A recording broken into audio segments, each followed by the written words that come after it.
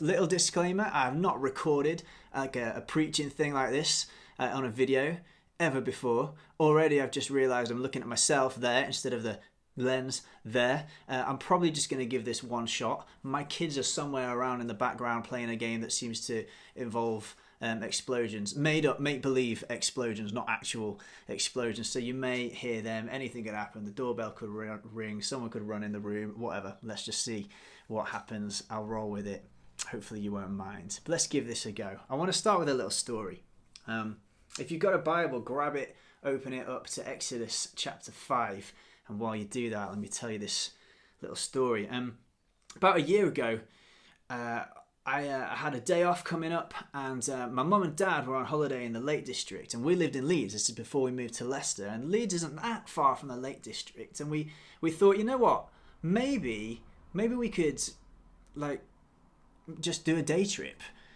But the thing about that is we've got 3 kids, and they were sort of 5 and 3 and 1, I think, at the time. So that's complicated. It's a bit of a military operation to do this day trip. You have to really plan it out. You have to really think, what are we going to need? When are we going to eat? What time are we going to set off? Who needs a nap? And so we planned it all out, and it was all going swimmingly well. And I was stood in the kitchen rocking the pram, trying to get our youngest to sleep so that we could just transfer him into the car and he would sleep all the way there. And it was just at that point that I got a phone call from my wife in the next room saying, this will sound really weird, but I think we're locked in the lounge, locked in the living room of the house. I thought, what are you on about? And it turned out that something had gone wrong with the handle of the door. So we checked it out, and sure enough, the door wouldn't open. So from there, I have to sort of leave the baby strapped in the pram, knowing that he's safe, and then go and get a screwdriver. And the thing is about we lived in a really weird house. We lived in like a townhouse where the kitchen and the living room are on the first floor, and then they've got this funny little balconies, and they're kind of like a row of terraces. So I had to throw up this screwdriver onto the balcony, hoping nothing would break, so that Anya, my wife, could like have a go with the screwdriver on the door handle. But the thing is, when she did that, the door handle came off, and the mechanism inside, it turned out, had just disintegrated completely into the middle of the door lock, meaning they were definitely locked in. So trying to fix it would made it actually even worse. And then I thought, there's nothing else for this. I'm going to have to knock on next door. We've got neighbours either side, and on one side was a couple that we knew pretty well. I'd see him all the time. We'd chat. He'd helped out with a few things around the house. Really good, sound, solid people who we knew. They weren't in, of course. So I had to go around the other side, and they had only just moved in not long since, and we didn't know them at all, really. And so imagine how I felt when I had to turn up with a baby in my arm, knock on the door, screwdriver under the other arm. Hiya, mate. This'll sound really odd, but most of my family are locked in the living room. Please, can I come through your house and transfer them from our balcony to yours, and then come back out through your house so that we can go out? And in the end, that was exactly what we did. It's a pretty weird moment, to be honest. But the thing about that story is sometimes it actually has to get worse before it can get better. And actually, it's like that quite a lot of the time, surprising amount of the time in the Bible. And I think also in our lives following Jesus, in our relationship with God. I've been reading the book of Exodus and the story of Moses, and I've noticed a few things in this last week or so. You might remember the story when Moses meets God in the burning bush. He literally has what's called a theophany. He literally meets with God. It's this vision, and there's an audible voice, God speaking to him. And he says, Moses, do not come any closer. See, God invented everything, even social distancing he came up with first, right? He goes, don't come any closer. This is holy ground. Take off your shoes. And he gives them this amazing, clear calling. But you know, it's interesting, even before this, Moses has spent years in exile. He's on the run because he killed someone. He ran away. And he ended up meeting a girl and finding favour with her dad and getting married and raising a family and having a bit of a farm. And now God is calling him to go back to Egypt, where he was raised in the palace as an Egyptian, and lead Israel, God's people, to freedom. It's pretty nuts. And you know what else is nuts? If you were to skip on to Exodus chapter 7, you'd see that Moses was 80 years old when he first went and spoke to Pharaoh. God speaks to him so clearly here, and he is called and he is sent on a mission, and he is being equipped, and the outcome God intends is very, very clear. But there's been all that waiting and preparing. So off he goes. And what happens? Here's where we pick it up in Exodus 5. Grab your Bible.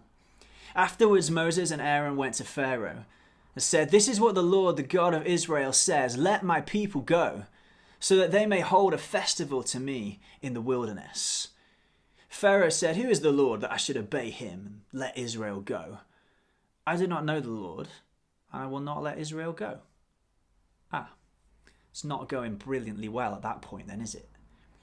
Skip a few verses. Verse 6, that same day, Pharaoh gave this order to the slave drivers and overseers in charge of the people. "You are no longer to supply the people with straw for making bricks.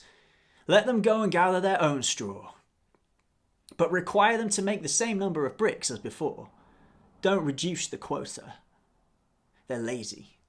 That's why they're crying out, 'Let us go and sacrifice to our God.' Make the work harder for the people so that they keep working and pay no attention to lies." Skip another couple of verses or so. When the Israelite overseers left Pharaoh, it says they found Moses and Aaron waiting to meet them. This is verse 21. They said, "May the Lord look on you and judge you. You've made us obnoxious to Pharaoh and his officials, and have put a sword in their hand to kill us." And then I think quite understandably, Moses is like, "God, what is going on?" Imagine how he must have felt. Like, "God, you asked me to do this. You sent me here. This is your plan. I've done exactly what you said, and everything has got worse. Everything's got harder." Here's the thing, guys. God is not in a hurry. God doesn't rush.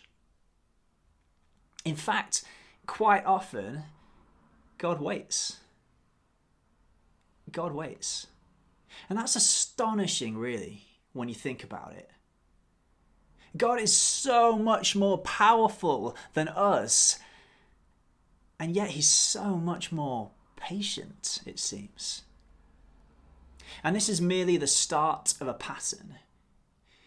We then see the plagues, and that is chance after chance given to Pharaoh. And God waits. He waits for the full measure of the hardening of Pharaoh's heart. He gives him chance after chance to turn back and let Israel go free. He doesn't rush.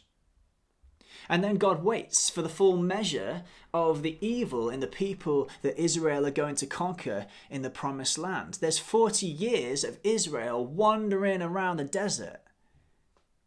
Chiefly, perhaps, God waits for his people to fully depend on him. Not on their competence, not on their goodness, not on their creativity or their courage or their crisis management, but on their complete trust in him to do what only he can truly do. I wonder if anyone in that group had ever wondered, what was God up to in saving Moses' life as a baby? What was God up to in Moses being raised as an Egyptian in the palace, as part of Pharaoh's family? What was God up to all those years that Moses was out in Midian with farming and family? It's only when he's 80 years old that any of that stuff starts to make sense. And even then, there's such a journey before him. Maybe you've asked the question, maybe you've been asked the question, what's God up to right now? Where's God in all this coronavirus? I don't know. You don't either. But I do know that in everything he is working for good. It's who he is. It's what he does. And I know he's up to something. But you know what? He might not be in a rush. There might be plenty more that the world and that his people are supposed to learn from all of this. So what's this got to do with us? You and me. We might be in for a long haul. The wait for the nation, the globe to beat this virus, to win this battle with this crisis, it might take some time. Lockdown might last a little while. Social distancing, apparently it's here to stay. You know what? Hold on. Hang in there. And let's pace ourselves and let's slow down enough to learn. Because what if we can learn to be, not just to do, but to be? What if that actually can set us free? So let's cling on. Not to our idle attachments and our idols of escapism, but to the good God who does not hurry, who refuses to rush, who is not just powerful but patient, who is always in the business of leading us to freedom. Let's learn to trust and grow in hope as we wait with the God who waits.